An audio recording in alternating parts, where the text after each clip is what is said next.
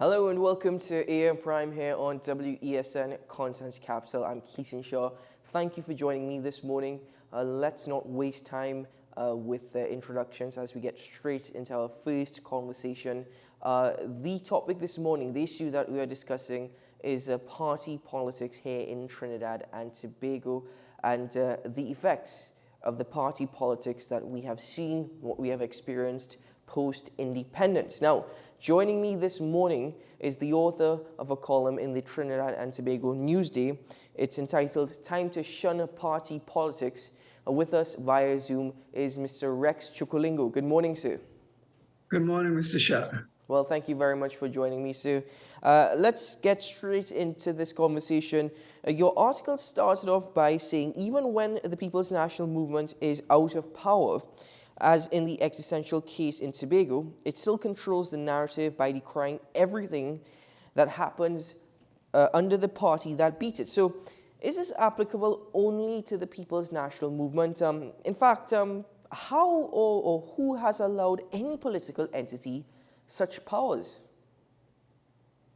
Well, I don't believe that any party is going to put the government or the people's interests before the party. That's just the way. It's just the way the parties work. They come first, and the people come second. Now, with respect to hatred, and I think that is an underlying issue here in Trinidad and Tobago, one of which we tend to turn our backs towards and become blind to. Hatred impoverishes us. Now, people are not born full of hate. In fact, throughout their lifestyle, they may learn hatred. Is society rotting so much, or has it rotted so much to the extent that it is indeed impoverishing us? And what do you mean by impoverishing us? Well, when we became independent in 1962, the PNM betrayed us from the beginning. They sold us out by substituting one monarch in Britain for another one right here in Trinidad. So what we thought was going to be an independent nation suddenly became one where ordinary people has no voice. Today, 61 years later, we are now worse off than we were under British rule. Roads and a significant amount of infrastructure was constructed long before we became an independent nation, such as the two-lane highway in Diego Martin, main road, sorry. The main road in Diego Martin was 2 lanes when we became independent. It's still 2 lanes today. And we still have an education system that was once on par with the best. Today, it is in shambles. This administration has turned the poor into beggars. Every day, there are people at Massey Supermarket, Price Mart, and at street corners begging for handouts. Moreover, these are able-bodied men, and they call themselves window washers, begging for money on the Western Main Road by Superfarm. And yet, a few days ago, the finance minister, Carl Imbert, claimed that TNT is at full employment. He said that the information is available at the Central Statistics Office. Isn't that another government-controlled institution? This is war, a war against white-collar criminals who have taken our birthright and enriched themselves. Over 2,000 years ago, Sun Tzu, the great Chinese general, said, and I'm paraphrasing here, to beat your enemy, you must become your enemy. That's why I'm running as an independent Diego Martin West candidate for parliamentary representative. In order to fix what is wrong with this government, when I win, I plan to infiltrate Parliament and learn their strategy that enriches them and exposes them. I am doing it for the people of Rich Plain where I live and for all the poor people of Diego Martin West. Today, it's time to find someone from the area who lives in the area, who has been here for years. It doesn't have to be a very highly educated person. It just has to be somebody who cares about the people. What is so great about a PhD? Clearly, it does not help the poor. Dedication to your constituents is more important than educational pedigree. Let us prove to the oligarchs that we are no longer controlled by a few wealthy people. They are more poor than rich. We will swamp their numbers at the ballot box. party affiliation and how the parties protect their own. They hire untrained workers, so these workers are beholden to the party forevermore. Well, Mr. Chukulingo, two parts. One, you mentioned this administration, but the arguments that you're making, it sounds to me as though it's administrations post-independence here in Trinidad and Tobago. And furthermore, with respect to the uneducated and perhaps illiterate masses here in TNT, do you believe that politicians have perhaps recognized this and have taken advantage of this? In fact, do you believe that they've deliberately allowed such systems to degenerate to the extent that they now come to the masses as their saviors, as they come to the people of Trinidad and Tobago, portraying themselves as the only ones who can take them out of whatever hell they may be facing? They know what they've been doing. They don't care about the poor. I do, and many of us do, but the rich only cares about their own pocketbook. They don't care if we are struggling, if we are starving. They don't care, and that is what has to change. Let's focus a moment on you mentioned something, PhD, and that is something that is highly looked upon here in Trinidad and Tobago. Exactly. Do scholars, I mean, in this instance of Trinidad and Tobago, I suppose it's perhaps up to the average citizen to decide what or whom they see as a scholar. But do scholars make good national leaders? No, definitely not. Look at all these people at UE and other institutions of learning. Why, if being a scholar was that important and that critical to good governance, wouldn't they be the one running the country? Not, most of the people we have here in government are not even highly educated. But so is it any wonder that we are in the predicament we're in?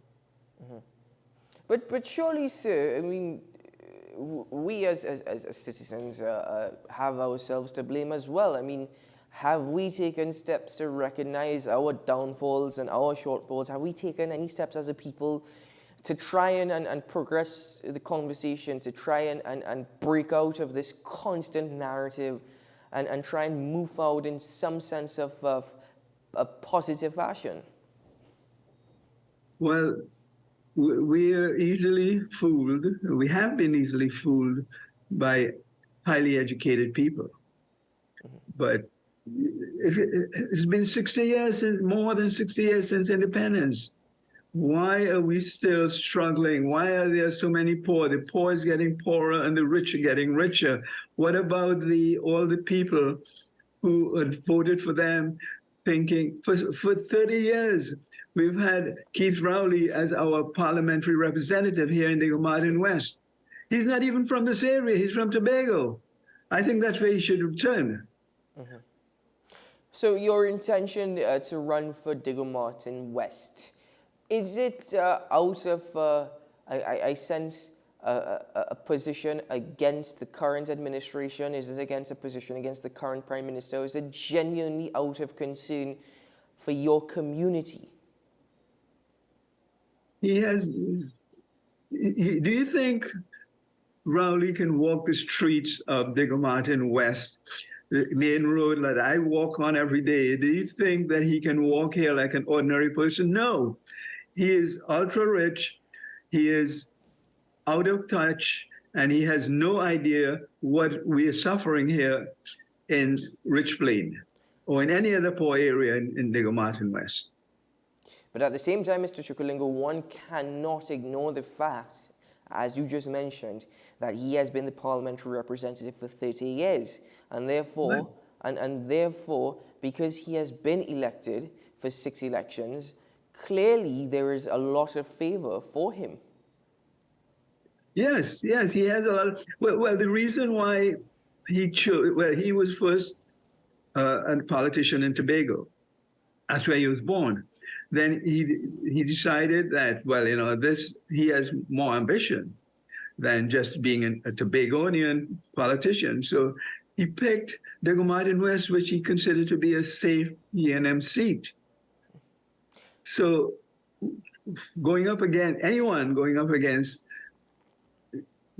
any PNM politician in Diego Martin West has their work cut out for them. Mm-hmm. But I think that after 60 years of PNM rule, well, not totally, but 30 years of Rowley rule, they have to do something different. We have to change the existing way of doing things, and we have to make a difference. We have to vote differently now.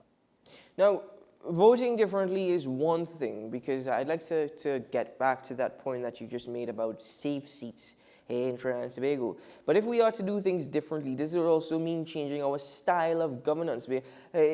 Are there criticisms against the Westminster style of governance here in TNT?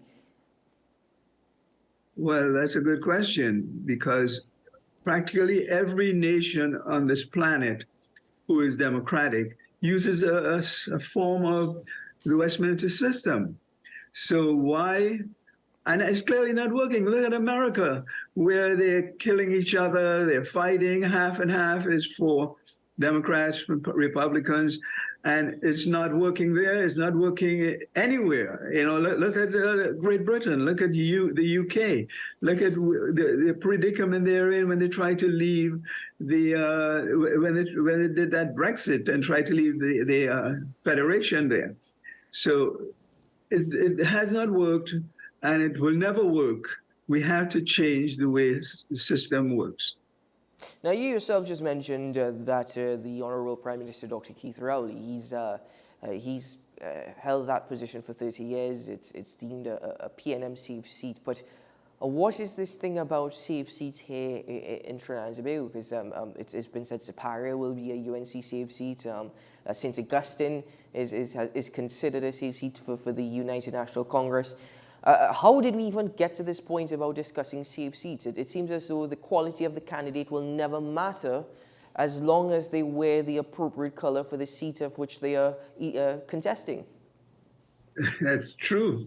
It's very true. And that is one of the big problems we have here in Diego Martin West and in other areas. Mm-hmm. People who vote for the kind of representative that they think will work for them. But they've been wrong all along. The PNM hasn't helped, the UNC hasn't helped, and here we are in 2023, still trying to find a way to fix all these problems. Look at the crime. The crime is worsening day by day, and I don't blame the criminals as much as I blame the politicians who has created the environment that causes this crime. Well, that could be deemed as a very controversial statement, not blaming the criminals as much as the politicians who has created this environment. But with the time that we have left, is it that we should accept the reality that any third individual, any third institution or organization hamstrung at breaking the rule of the United National Congress and the People's National Movement? They would not be able to decapitate their power because over the last 30 years as well, both parties have also been able to persuade base voters to align themselves with the other. So, is it that we should start accepting that a third party may not be the answer, may not be the alternative here in TNT? Well, look at all these new parties that are coming up every day. Every day, Gary Griffith has his own party. Every single politician, Philip Edward Alexander has his own party. Everybody wants to be the prime minister. In other words, they want to be the king.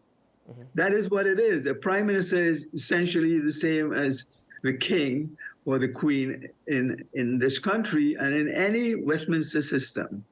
Because even Dr. Williams said in the beginning, when people said things about him, he said, "Let no damn dog bark." Sorry about the expletive there, but that is what he said.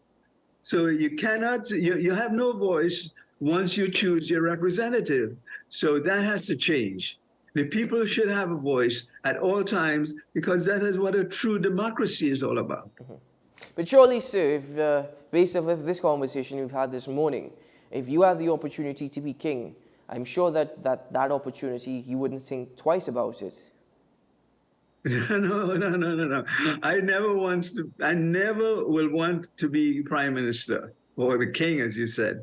I want to work for the poor in Diego Martin West. That's all I want. My area, my people, and that is all I want to do. I want to fix all the problems that Diego Martin West suffers daily under this PNM and under UNC before him. Okay. Well, Mr. Chukulengo, thank you very much for your time this morning and for having this discussion with us on AM Prime. I wish you all the best, sir, and good luck. Thank you. Keep well. Mr. Rex Chukulengo, the author of the article Time to Shun Party Politics Here in Trinidad and Tobago, speaking from post-independence and what we have faced and possibly what we can do to see our way forward. Ladies and gentlemen, AM Prime now takes a break. When we return, well, we'll get into another topic of discussion this morning where we focus on local, fresh entrepreneurs coming up with new ideas, and need I say, very delicious ones as well. We'll be right back after this.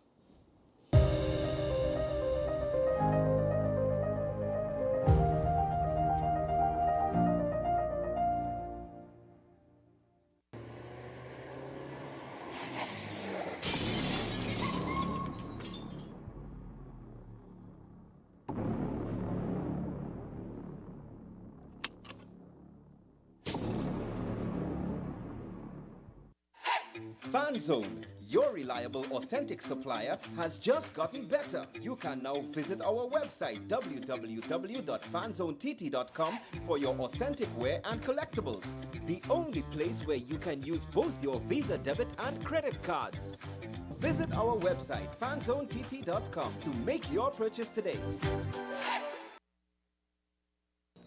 What's the best way to grab the attention of viewers? Please exercise more patience. You have to be kidding me. Doing what we do best. I'll say at the very least it's a conspiracy of laziness against the people. Join me, Keaton Shaw. And me, Sean Michael Small, for Talking Point. Weekdays from 8 a.m. to 9:30 a.m. We go in-depth on the trending issues and engage the most controversial newsmakers as we get them to account to the people for their actions. You can't go to the government with nothing.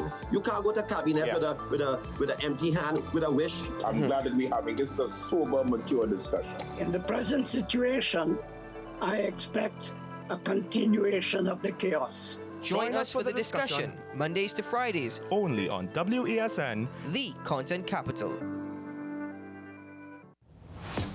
Is it politics? What is it? Is it that nobody cares about sports? The kind of support that sport used to get in the past is no longer here. The thing is, taking a knee doesn't mean that that's the only thing you're doing on it. Right. Taking a knee along with other stuff. Samantha, what are you looking forward to when you return home to Trinidad and Tobago after winning the title? Thank you very much for speaking it into existence. Is there no pressure on Nicholas Ball? It makes me more motivated to work hard and to go out there and rep the white and black. Why are we sending a team to the Winter Olympics? There are a number of Trinbagonians who are in the diaspora and have grown up in winter sport. It's an opportunity that the Trinidad and Tobago Olympic Committee will not close the door on. I also believe in the players that we have. Once you can motivate the players, you can get the best out of them.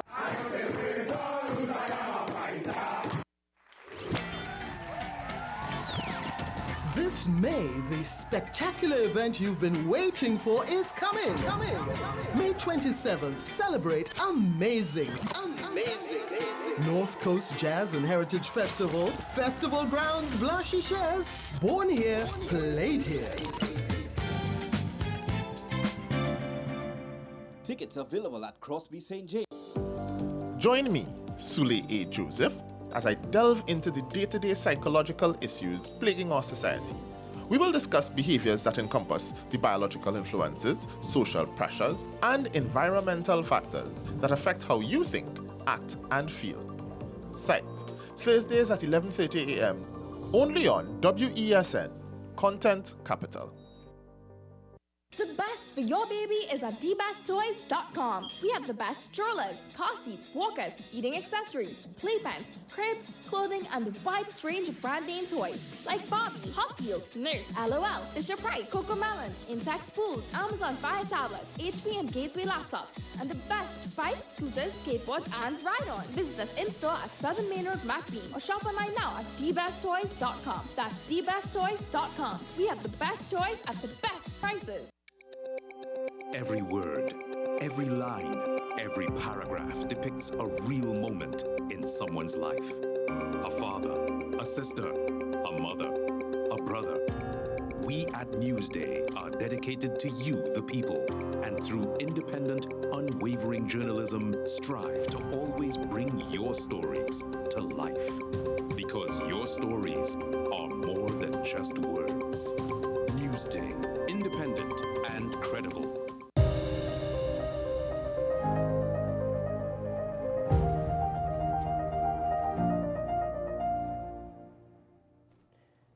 Welcome back to AM Prime here on WESN Content Capital. Thank you for staying with us this morning. Ladies and gentlemen, we get into a lighter discussion now with the focus on two young entrepreneurs who I had the pleasure of meeting over the weekend, and following they're telling me a bit more about their products and me being able to actually discover exactly what it is. I said, we need to show this to the world, but also try and get into an understanding of even now, why are people still trying to break into this market, which is very difficult, food and beverages. So I have with us Sherry Ann Mohammed Jagasa and Mr. Nolan Jagasa. They are the founders of Macbeth Freeze Bites. Good morning, guys. Morning. Well, thank you for joining us this morning. So, first of all, tell us a bit about these products. Precisely what are Freeze Bites? So, freeze bites are actually freeze-dried fruits, vegetables, and candy. Mm-hmm. It's a process where the moisture is pulled out of the products to give it a longer shelf life. But what is the process of freeze-drying a product? So the process is, there's a machine. So the items are prepared and put into a vacuum chamber. So the products are then frozen and the moisture is removed through the solid state using a vacuum pump. It sounds very expensive. It sounds like a very expensive process. It is. So then why would two young individuals, an ambition, which I very much respect, decide to start a new venture, especially with food, in such an expensive process? Well, to be honest with you, it started off with wanting to get my daughter to eat healthier. But getting kids to eat, raw vegetables and fruits, it was difficult for us. So I started researching, dehydration. And then I went into looking at ways to preserve food more naturally, and freeze drying came up. So that is how I started the research. I did, the background on it and whatever. And, I came to him and I told him, what, this is something that's very interesting. And I think, we could reach far with it. And that is how it really started. And has your daughter been receptive to this product? Considering that it was really with her in mind, has there been positive, reviews of these products? Yes, well, she started to eat sweet potato, which she would not have eaten regular on a normal basis. We got her to eat broccoli, we got her to eat string beans, and it's been very, very responsive in terms of people liking the new items and the new texture of the freeze-dried products. So you freeze-dried sweet potatoes? Yes. What are I'm seeing some products here. What are some of them? So we have here, this is actually ice cream with freeze-dried strawberries in it. Freeze-dried ice cream? Yes, so it no longer needs refrigeration. This could stay out for months up to years with the proper packaging. So the shelf life on freeze-dried items could be up to 25 years. Wow. Once stored in a once stored in a cool, dry place in mylar bags. Yes. Mylar bags? Mylar bags. So mylar bags are is a special type of bag that is used for storing food for a long period of time. It also comes heat proof. So when I say heat proof, I mean like you know, if it's in a regular room during the day, you know, the mylar bag, you know, like inside of your home will be warm during the day at midday and stuff. So the heat would not penetrate and go into the bag. Well, certainly, I think, given the current climate that we're in, and given what we've been facing these days, that's certainly beneficial to all of us. Yes. The freeze-dried ice cream is certainly an amazing thing, but you mentioned also vegetables. I mean, we started off with DC. Trust me, I appreciate that. I like that. But what about vegetables? Right. So here we have sour cream and onions, string beans. We would have blanched the string beans and prepared it, put it into the machine, and now you can actually have this as a snack. It's basically like a chip. Oh. Yeah, guilt-free, no fry, no oil. Yeah. Oh, great. So an individual like me who totally loves their food will certainly probably appreciate this a lot. Yes. But anyway, let me get into a bit more of the difficult questions. Why risk it? Why get into a market? Yes, it's untapped, but it's also an expensive process. And I would assume, based off of the packaging, based on what you guys have described, the packaging itself is not cheap. Why get into to this market now, especially with this level of a product? So I wanted to venture also into something new, and I was willing to take the risk. I think it's something that the country as a whole could benefit from long term. Fresh produce and vegetables that we have in abundance sometimes, and it goes to waste. We could literally take those items, dry it, and have it in stock for years to come, instead of just, you know, having it go to waste. Which is a very good point. But dehydrating the product, though it will allow for enhanced taste and a longer shelf life, how does it affect the nutrition of the product? You know, because you're taking out the moisture. So is the product still going to be nutritious? So with freeze drying, it retains up to 97% of the nutritional value. Because the product is frozen first and then the moisture is pulled out still in its solid state, the structure also remains intact. Okay. So Nolan, tell me something. Establishing a business in Trinidad and Tobago, what has that process been like? Your experience. Well, we are already in different business, so this is something new, and you know, establishing it, I would say, is not so challenging because of the new product. I mean, it's nice to have a product that nobody else has in the country, you know. So the establishing is not going too bad. We have maybe done like some up markets. That is when we started. Our first event was the Lopino Parang, which we had gotten the little exposure, and people were wondering, well, what exactly it is. Some knew. A lot of the youths knew from TikTok, because it's a trending item on TikTok, but not locally. They see in the foreign videos, and you know, they wanting to know exactly what the product is. You know, so so as marketing your product in Trinidad and Tobago, because I'm aware of these up markets, and I think it's a brilliant venture. I support it, especially that we're able to give exposure to entrepreneurs here in TNT who are developing their own products. Yes. But the exposure in terms of marketing it beyond just, you know, setting up a stall and whatnot, have you faced challenges with that, or because of social media it's been simple and easy? Yes, because of social media, we have been getting a very active response. Like, you know, on Instagram especially, a lot of people will call, people who know about it will order freehand, and the people who not sure will either order 1 or 2 packs just to taste, and from just that one taste, they will keep reordering.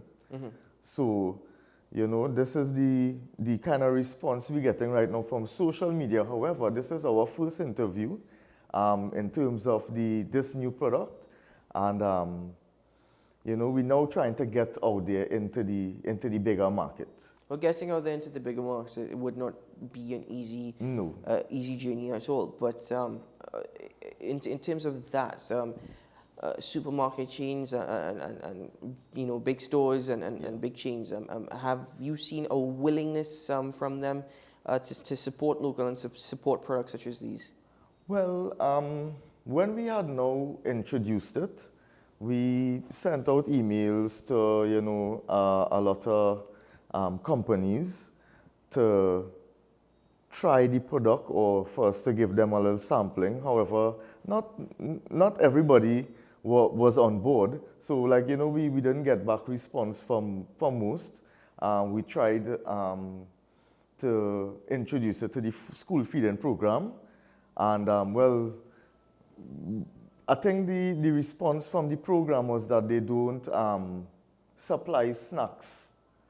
Like they consider it a snack now. So they don't supply snacks to the school feeding program. But I mean, the response when they tried the items was good, as usual, However, it didn't fit into the school feeding program as introducing a snack to it now. So what about new products? Because I like the fact that you've focused on local. You think that there's a lot of food here in TNT. Not only could we promote, such local food and local cuisine, but also it helps to save as well, because we end up throwing away a lot. Yes. So have you experimented with more local products? Yes, we have. Apart from the string bean, we did 2 types of sweet potato. There is also a purple sweet potato. This is the orange one here. We did broccoli. I recently started mango because mango is in season right now. Fruit-wise, we did, what else? Strawberry. We tried dragon fruit as well. We did dragon fruit as well Yes. too, because we do have some plants at home. And last year, when the fruit was in season, because dragon fruit is something that is being a season of, it starts to bear maybe June and ends in October. Okay. Right? So we had, we did dragon fruit bites, which was cut into the chips just as the sweet potato. Well, let's turn the string bean a little bit so people can see that. Oh, of course. Yeah. Yeah. I still think that's quite amazing. But I think that's great, because I think recently here in TNT, as they say, dragon fruit is in style. Everybody wants to try dragon fruit, and it's a new trend. Yes. It's a new trend here. So that I can understand. But would you encourage? I mean, based off of your experience, because you said you guys were in business before, but based off of your experience, encouraging young entrepreneurs who probably have a dream or a vision, but don't necessarily see it as a viable opportunity. When I mean, not necessarily in terms of their product, but the nerves associated with trying to, take their skills forward. What would you encourage people trying to start a business in TNT? I would say if you believe in it, go with it. Try it. It's always worth the risk. I mean, financially, the risk is really high. But once you do your background, you do your checks, and you believe in it, you have to push forward with it. You can't, it's trial and error, to be honest with you. But they have to keep up with it and not just give up easily. Because when Sherian was the real founder of the product. So, like, for instance, when she now started, I had put some challenges in her way to make sure that, she know what she's doing. I contested everything that she told me in terms of the cost of the machine, the packaging, the fruits, the everything. I put the challenges. I say, so what if, current goes? What if, I put the challenges to her. And I have to say I'm very proud of her, because she didn't back down. and she went full speed ahead, and that is how the products are on the table today, and that's why we are also here today. Biggest support, but biggest challenge. Yes. Yeah. Well, Mr. and Mrs. Jagisa, as we conclude, if you'd just like to tell people where they can probably view their products, and if they would like to sample any, where they can contact you guys. Yeah. So you. Okay, so you can find us on Facebook at Macbeth Foods or Instagram at Macbeth Products, and the products are also at the Happy Gourmet in Val Park, and we do regular sampling there as well. So, you could like the page and find out when we're doing sampling again. Well, Macbeth Freeze Bites, Sherry and Mohammed Jagisa and Mr. Nolan Jagisa. Guys, I think this is an amazing product, and I'm proud to support local, especially young entrepreneurs who are trying a new avenue and a new product, bringing something different to the market. And I wish you guys all the very best. Thank you so much. Thank you. So keep up the great work, and with more local fruits and products that come out, let us know. Yes. No problem. No problem. Keep well. Thank you. There's people trying to make a difference, trying different avenues and certainly pushing for it. And as you heard, if you have an idea and if you see this as an opportunity, push through with it. And sometimes those around you can be your biggest support and your biggest challenge. But in the end, they mean well, and it's all up to you. So Trinidad and Tobago, local products, come on, we need to push that a bit more. Well done to Macbeth Freeze Bites. Folks, we take a break here on AM Prime. When we return, we'll get into your regional updates this morning. Stay tuned.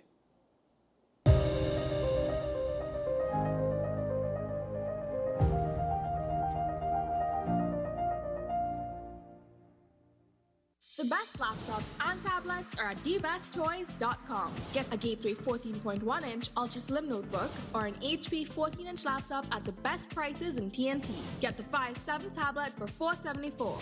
You can also shop the latest Amazon Fire Sticks. Call now at 32-DBEST to order, or visit us in-store at Forces flagship MacBean. Shop online now at dbesttoys.com. Free delivery available throughout Trinidad and Tobago. Cash or links on delivery. Join me, Dr. Nalini Kokram, on What's Up Doc, where we discuss all your burning questions concerning health. Trinidad and Tobago is among one of the highest risk group of patients that develop this form of genetic breast cancer. What I'd like to take home from a short interview like this, screening. You must screen. Because it's silent. It's silent. Yeah. And because it's silent, you don't know it's there. What's Up Doc, every Tuesday and Thursday on WESN, Content Capital. Take some time for yourself or spend some time with the family at Sandy Point Village Hotel. Enjoy our various studio and suite apartments, self-contained with their own kitchenettes and Wi-Fi. We also have our famous 100-foot swimming pool and our beachfront restaurant, the Steak and Lobster Grill. And our location in Crown Point puts us near the center of activity from the nylon pool to the local nightlife. Call us and make your reservations at 639-8533, 389-2378, or email us at sandypointvillagehotel@gmail.com.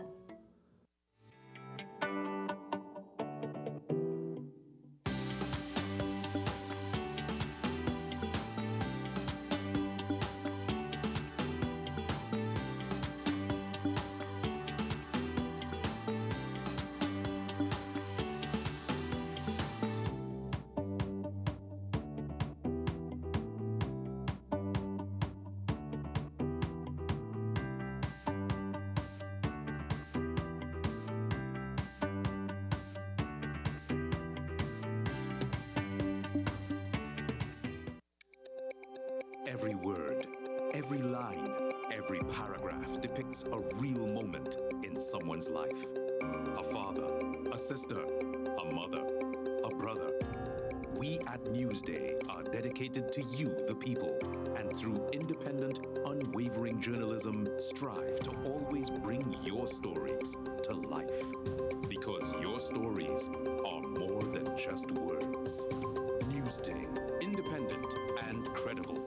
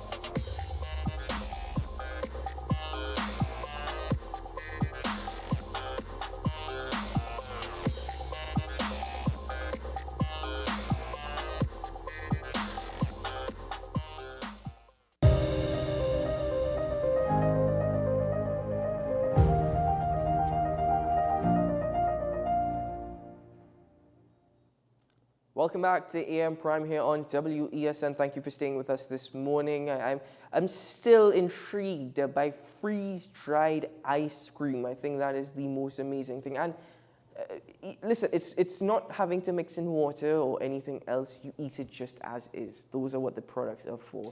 I think it's truly amazing, and good luck to that young couple. But anyway, moving forward now with the regional updates here on AM Prime. This morning we start with Barbados. It's an issue that is plaguing the Caribbean. Trinidad and Tobago is no different. The Gulf of Mexico all the way up to Miami.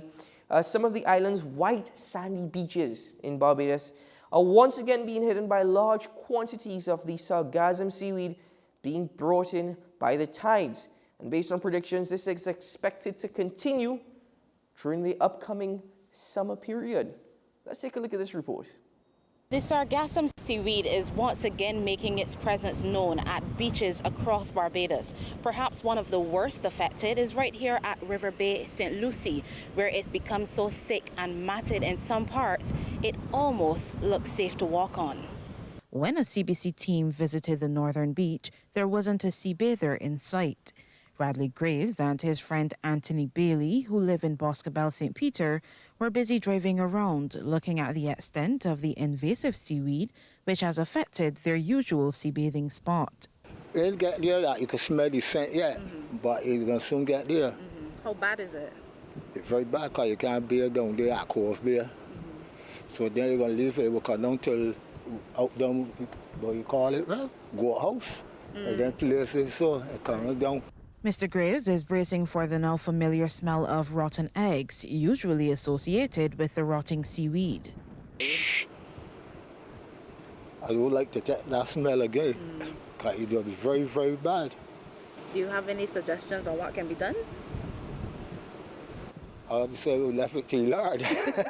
Because we're going to bring workers, then the night for they're going to come back.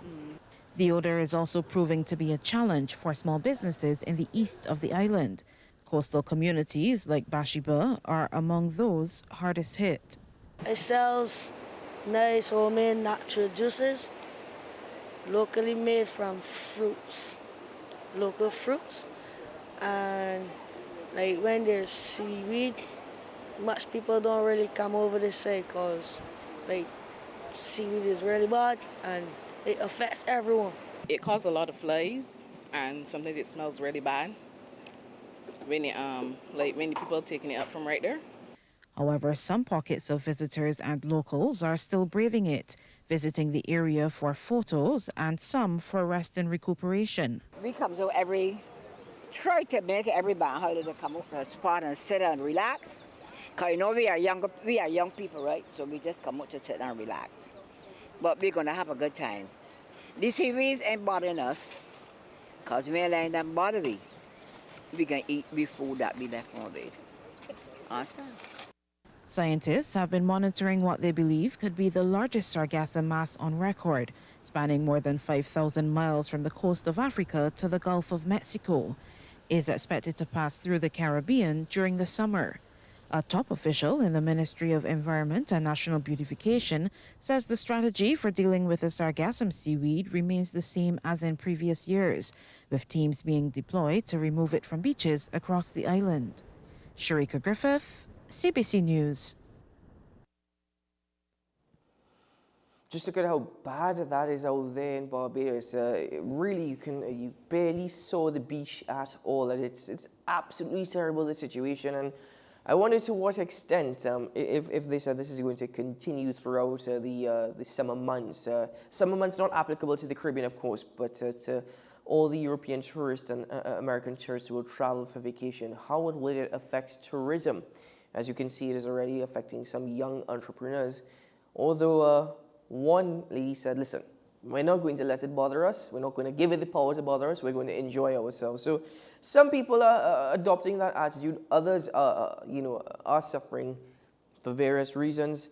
I know that the smell is absolutely intense. It's a stench. It's bad. Anyway, let's move on to the island of St. Lucia, where the Royal St. Lucia Police Force, assisted by troops of the regional security system, continue to maintain intensified presence in Vieux Fort following the enactment of the Police Powers Act.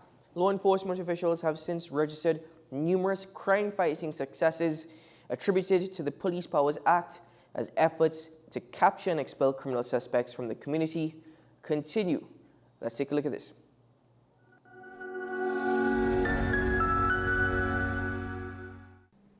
The Police Powers Act is a welcomed legislative tool that authorizes the Minister for National Security, following consultation with the Commissioner of Police, to designate any location in St. Lucia an area of escalated crime. Vieux Town has been so designated to allow the police force to move in and initiate the appropriate tactical operations to neutralize threats to public safety and also capture and detain the criminal suspects, along with the accomplices responsible for the upheaval in the community. Prime Minister Honorable Philip J. Pierre continues to demonstrate his support for the law enforcement officers charged with combating crime in St. Lucia. Prime Minister Pierre again toured Vieux and led a delegation through the Bruceville community on April 10th. We have to wipe out that criminality. That criminality must stop. And I make no excuses for it. I'm going to say to you, the government will use all the resources. The police have been instructed to use all available means within the law, all available legal means to wipe off that criminality in this country. Visiting the affected areas afforded the Prime Minister, as well as members of the affected communities, an opportunity to directly exchange views on the impact the upsurge in gun crime has had on the residents. The Prime Minister was accompanied by Vieux North MP, Honorable Moses Jean-Baptiste, Attorney General, Honorable Leslie Mondesi, Commissioner of Police Crucita Descartes-Pelius, and other senior police officers during the walkabout. But it's a small part. And I don't want us to stigmatize any part of the country. I don't want us to pretend that the whole of Vieux Fort or the whole of a particular area in Vieux Fort is what we like to call a crime hotspot and things. It's unfortunate, just a few people. So we are hoping that the message is clear. The message is clear. Social intervention, the community outreach, the empowerment will continue, but the criminality must stop, and all legal means will be used to wipe out that criminality, legal means. In the weeks following the enactment of the Police Powers Act, the police have reported numerous crime-fighting successes that include several arrests which have led to criminal charges preferred against homicide suspects and the confiscation of illegal firearms and other contraband out of the hands of criminal suspects. A contingent of officers attached to the regional security system have also provided the police force with hands-on assistance to maximize the impact of tactical operations in the designated areas. From the Office of the Prime Minister, Rihani Isidore.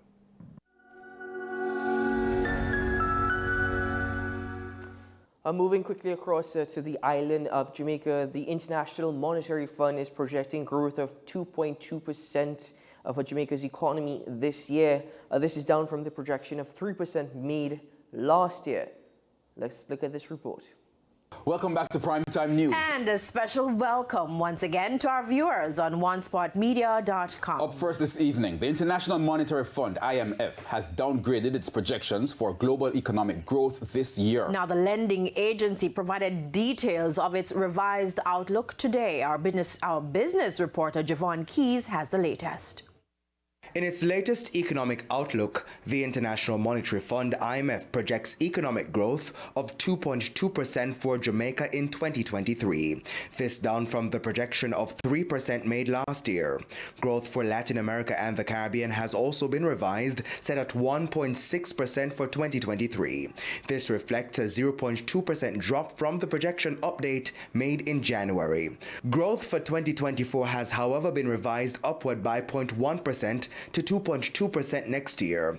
This is in line with the global trends, as the IMF has also revised downward its projections for worldwide economic growth. Chief economist Pierre-Olivier Gorinchas says output is expected to be 0.1% lower than what was projected in January. Global growth will bottom out at 2.8% this year, before rising modestly to 3% next year, almost unchanged from our January projections. Global inflation will ease, although more slowly than initially anticipated, from 8.7% last year to 7% this year and 4.9% next year. Mr. Gorinchas says more developed economies are expected to see larger declines. While growth is expected to fall to 1.3% this year, before increasing modestly next year. By contrast, emerging market and developing economies are already pushing ahead in many cases, with year-end growth accelerating to 4.5% this year from 2.8% last year. The IMF says global uncertainties remain high, with the failure of 2 banks in the United States a clear example of these risks. Inflation is much stickier than anticipated, even a few months ago. While global inflation has declined, this reflects mostly the sharp reversal in energy and food prices. But core inflation, excluding energy and food prices, has still not peaked in many countries. It is expected to decline to 6.2% this year, still well above target. Activities too show signs of resilience. At this point in the tightening cycle, we would expect to see more signs of output and employment softening. Instead, both output and inflation estimates have been revised upwards for the last 2 quarters, suggesting stronger than expected global demand. He says this may cause central banks to implement further monetary policy tightening or higher interest rates for a prolonged period. Javon Keys, TVJ News. And that's it for your regional update here on AM Prime. We now break for WSN's News on the Hour. When we return, we'll get into our third conversation for this morning. Stay tuned to the program.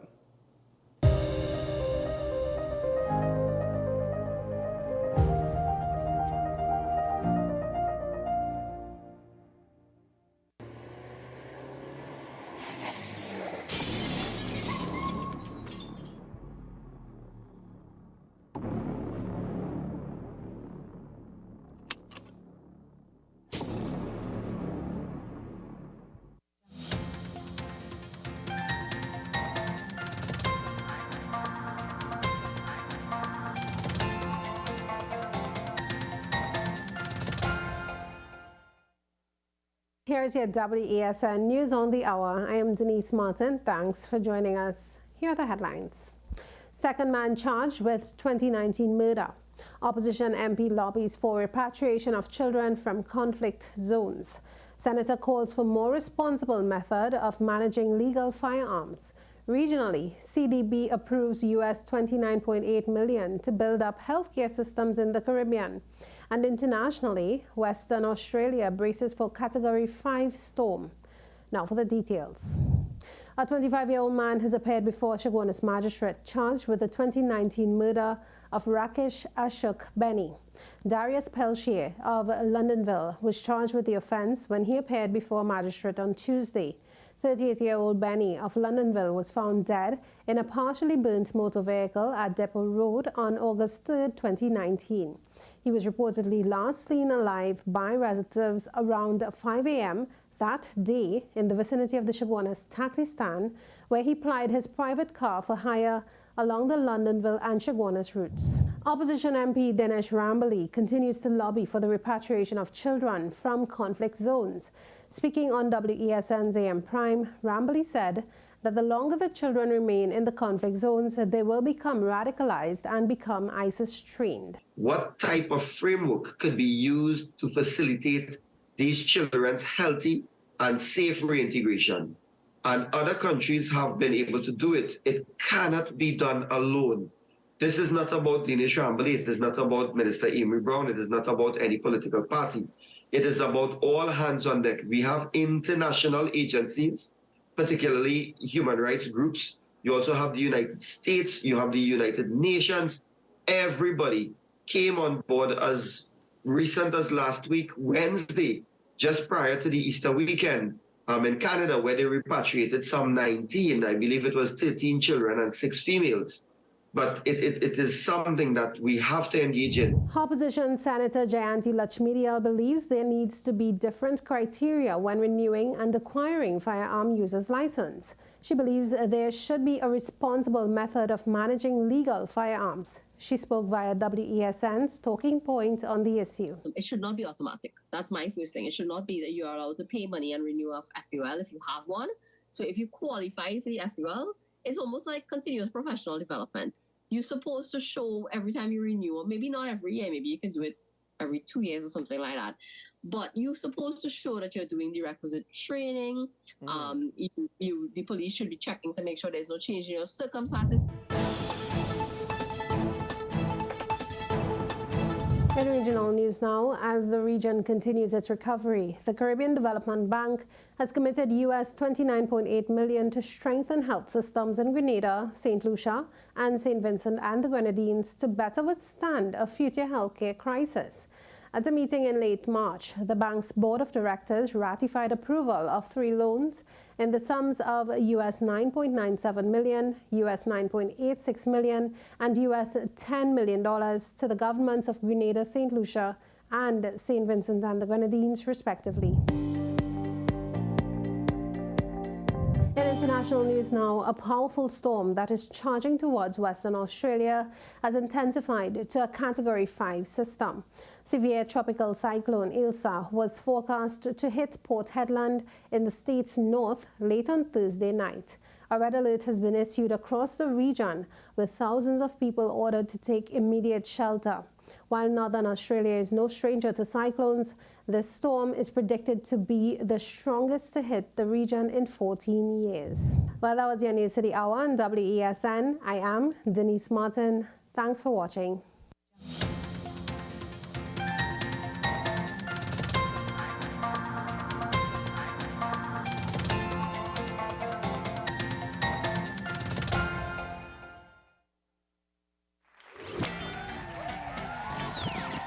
This May, the spectacular event you've been waiting for is coming.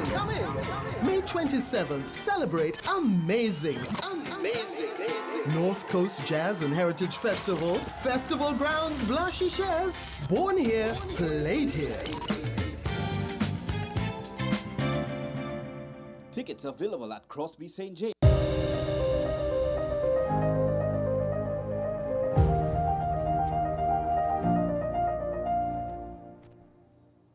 Well, welcome back to AM Prime. Thank you for staying with us as we continue the conversation this morning. Violence as a public health issue. Well, this is the focus of the CARICOM Symposium that is due to take place on Monday the 17th and Tuesday the 18th. That's next week, Monday and Tuesday. Now, joining me to discuss this, an individual who has expressed that this is possibly getting it right, is a former special advisor and coordinator of the National Tripartite Advisory Council, Mr. Roy Mitchell. Good morning, sir. Good morning, Peter. Well, thank you very much for joining me on AM Prime this morning. As I start this conversation, violence as a public health issue, exactly what does this mean? In fact, are there any legal ramifications associated with such a choice description? Well, let me first of all say good morning to your viewers and listeners. The whole theory of violence being a public health issue seems to have originated somewhere in the United States. My study of this subject takes me back to a policy statement that was issued by the American Public Health Association way back in 2018. They were introducing a theory that suggests that there are certain interconnecting agencies that are associated with this whole question of crime, which makes it a public health issue. And they were examining the possibility of getting all these bodies together to study the question of crime insofar as it affects the health and wellness of nations. They thought of using the ministries of health as the coordinating agency and bringing together agencies like the justice system, the hospitals, the Ministry of Health, the social sector ministry, the universities, the police, bringing all these agencies together specifically in the first instance for the purpose of data collection, to see what data they would be able to gather and study to make a determination of the extent to which all these agencies have data that will inform what the problems and the issues are associated with violence. That is really the background to the whole thing from my perspective. I don't know what the government's premises. Not sure that, as far as I know, with the population at large. Well, Mr. Michel, from my perspective, that's where it is. If I'm not mistaken, I believe there were hints at a national crime consultation, which I think would due to take place in March, but this has broadened into a more regional discussion with CARICOM. Is there any merit to this initiative, particularly for Trinidad and Tobago, given our domestic current state of affairs? Well, that is my bone of contention, really. That is the issue that I have. The issue I have is that the Prime Minister had promised the nation a crime consultation sometime in March. Quite unexpectedly, I think it happened in the Parliament, he announced that this had been abandoned, and instead he had gone for a regional consultation on crime with a focus on violence being a health issue and also dealing with the whole question of gang warfare and gun warfare. I took issue with the process, and my contention was that if the CARICOM leaders have to really study this situation very carefully and very broadly, the first step should be for the consultations to take place at the local levels. In other words, consult with the people of each CARICOM state in much the same way that you're consulting with the people to increase the electricity rates. In much the same way, I think the crime situation, to me, is a lot more conducive to a situation like that. And after you have done that and gathered as much information from the population of each of the CARICOM states, you bring that information together, you put it in a concise format, and you present those facts, those details, those ideas, those suggestions, those principles, those policies, those plans, those programs that the people on the ground would have come up with, and present that to the CARICOM leaders, who, in addition to whatever additional information they may have, can then look at the thing from a much broader perspective than simply deciding to go the way of top-down, as they normally like to do, rather than from bottom-up, and get a consensus that will inform your discussions and make it a lot more meaningful and productive. Is there a sense then that domestically our leaders have fallen short and are honoring this lack of critical thinking, this lack of planning, this lack of ideas, by now turning to the regional heads for fresh perspective and guidance, I suppose? Well, actually, more than that. In the region, everybody's house is burning down. It's burning down with crime and lawlessness, with gang warfare and with crime of untold proportions. And if you have to address the situation in the Caribbean, you have to start by addressing the situation in your local environment. Right now, people are panicking. People are terrified. They're afraid to leave their homes.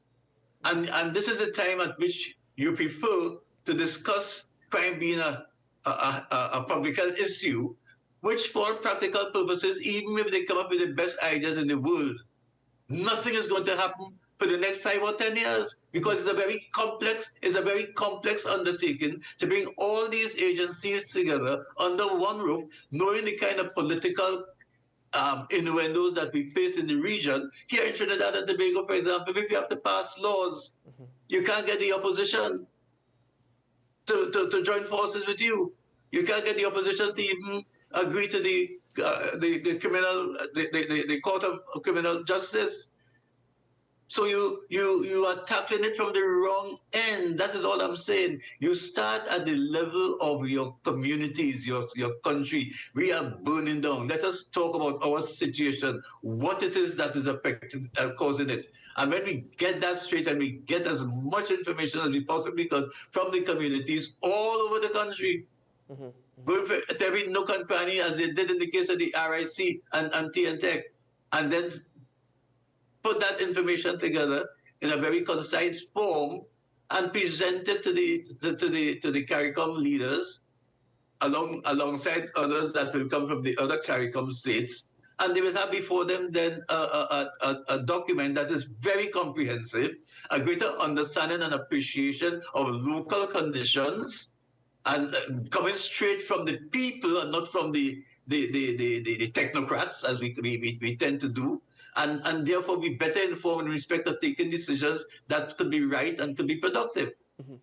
Well, Mr. Mitchell, in reality then, based on what we've discussed thus far, in reality, what can come out of this symposium? I mean, a very expensive meeting. It is an expensive meeting because we're hosting other leaders.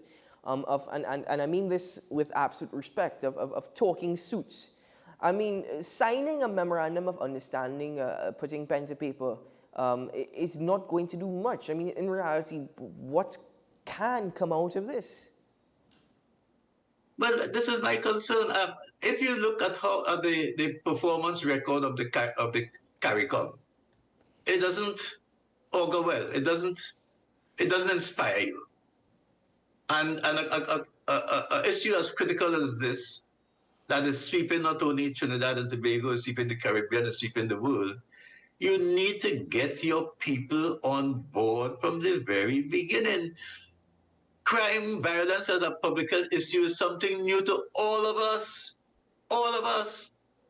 And therefore, if you really want to get buy-in from the population, you first have to sell the idea to the population, what you want to achieve, get the population involved in discussing it, come up with their own ideas and suggestions and so on. And then you take that whole body of information to the CARICOM secretariat, to the CARICOM leaders, and therefore have an informed discussion. What is so difficult about that? Well, I'm actually wondering, sir, if such information does not exist, and to my best knowledge, it doesn't seem to. Exactly what is going to be shared at this symposium? What is going to be presented? Statistics? I mean, I think we've well, I don't know, because even last night I was looking at a program, and the person who was supposed to be the program coordinator for the project, he couldn't give us information that would be salient. No idea what the subjects are going to be. What are the subjects that are going to be discussed?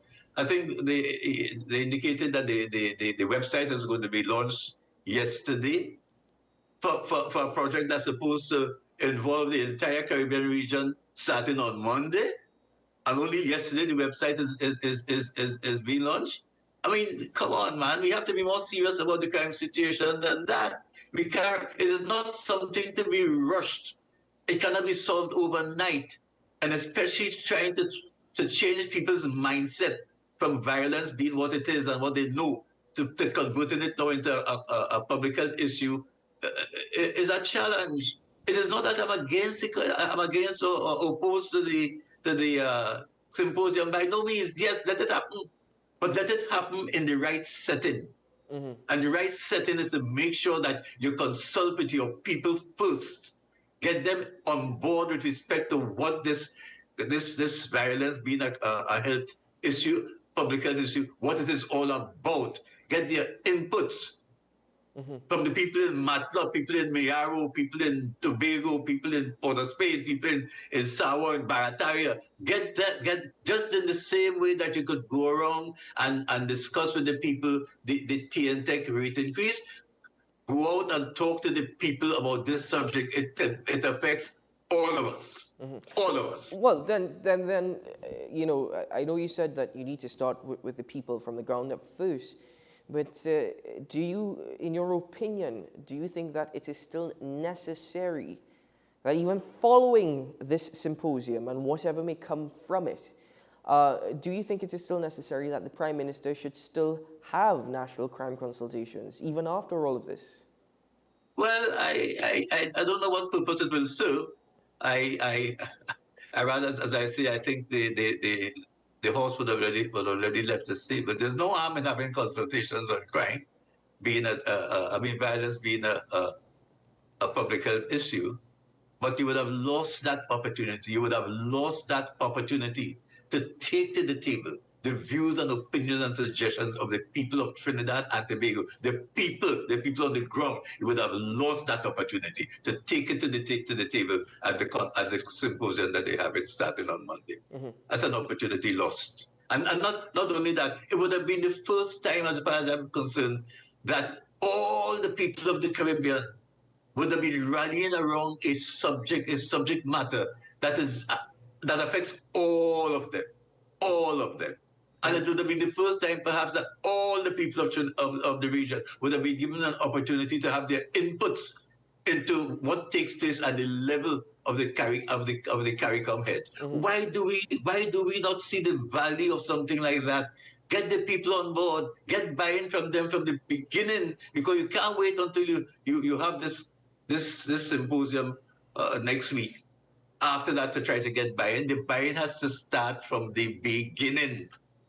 From the inception. Take the people into your confidence. Let them know what you're talking about. Educate them on the subject. Let them give their inputs, and then you can present that to the CARICOM heads. And along with other inputs they have, they could then make take a more informed position in respect of this very delicate matter. So then, is it due to a lack of political will that there has been the abject failure of social, economic conditions, and even cultural considerations in addressing this issue? Is it a lack of political will? I don't know how to interpret it, because it came as a shock to me when the Prime Minister announced that he had given preference to this CARICOM effort. It came as a shock to me, because I think the people of Trinidad and Tobago would have been waiting very anxiously to involve themselves in a national consultation. I myself have been calling for a national consultation for a long, long time. It's nothing new. And a national consultation that will involve not only people who are in a position to prepare fancy papers and intellectual papers and so on, involving all the people. Not everybody has the capability to write a paper or make a speech. There are people who could express themselves in poetry, in drama, in song, in posters, in all sorts of artistic ways. And those things have a way of lasting a lot longer than the intellectually drafted papers that will be presented at symposium. Just valued everything. But you cannot leave out those people who express themselves in ways that are not conventional to consultations. And invariably what happens in these consultations, Given, is that they prepare a paper. They call it sometimes a policy position paper, and they present that to you. So they begin to to influence your thinking by virtue of what they put on the table. That's not going to make the cut. Identify the subjects. Let the people discuss the subjects, and let them at the end of the day come up with their own conclusions and document those conclusions for the benefit of all who need to study them in order to arrive at a position that could be more meaningful and productive. Other than that, I think we run the risk of this being an exercise that will not eventually gain the value which it really and truly deserves, simply by not putting it in the right setting. Well, you've described this as an opportunity lost, the National Crime Consultation. Yes, the National Crime Consultations, and perhaps this not being fruitful. But just based off of this last response, my final question to you is, at this particular symposium, besides the roles of central government and the agencies, are there any other entities or stakeholders, both public and private, whose roles should be deliberated at this symposium? Of course, you have the role of the church, you have the role of the professional bodies, you have the role of the non-governmental organizations, you have the role of parents, you have the role of teachers, you have the role of universities. There's so many institutions in this country. The role of the defense services, the role of the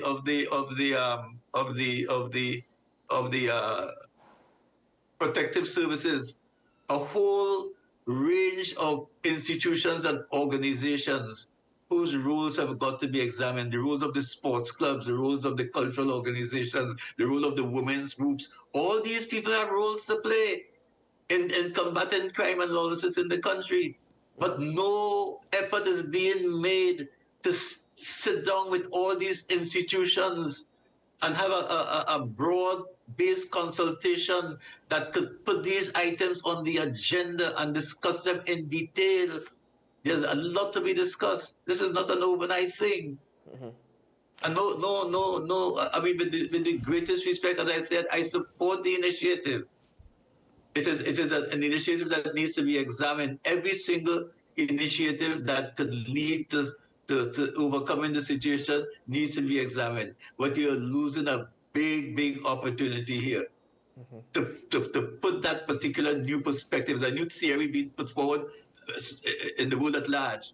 And therefore, we have to be a part of that, yes, but we don't have to be a part of it at the tail end. We have to be a part of it from the inception. Very much so. Well, Mr. Mitchell, I want to thank you very much for joining me on the program this morning. An insightful discussion, must I say, and I appreciate your sharing your thoughts and opinions with us, sir. It's a pleasure. All right. Keep well, sir. All the best. That was Mr. Roy Mitchell. He's a former special advisor and coordinator of the National Tripartite, my apologies, Advisory Council. Ladies and gentlemen, we take a break here on AM Prime. When we return, we'll conclude this morning's proceedings.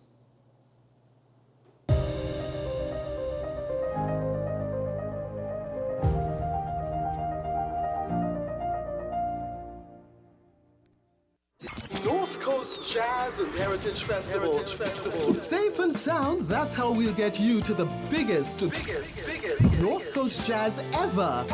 No hassle and no worries. Park your ride at the Queen's Park Savannah, hop on board a safe and secure shuttle with your $100 return fee, and that's it. Service begins at 10 a.m. through 1 p.m. and returns from festival grounds from 7 p.m.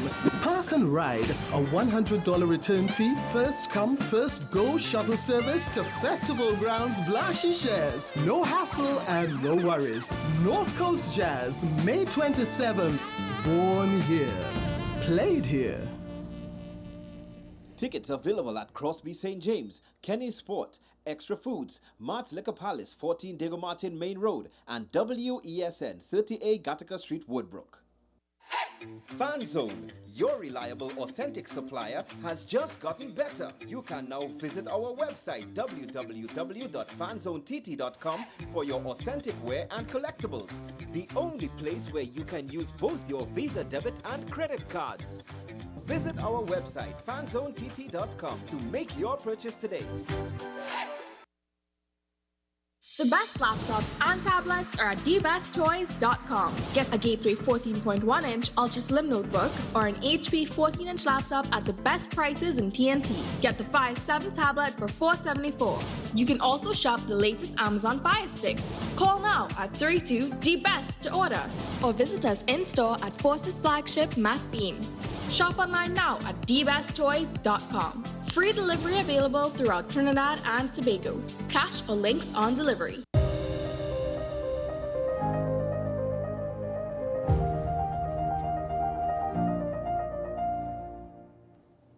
Well, that's it for AM Prime for this week. Thank you very much for joining me and for starting your day, our day, with each other. I wish you a good day ahead, a productive one, a safe one, and a great weekend ahead, maybe full of rest and reflection, ladies and gentlemen. Remember, we're all in this together. But for now, I'm Keaton Shaw. This is AM Prime, and this is WESN, the content capital. And should things go well, I'll see you on Monday morning, bright and early. Bye-bye.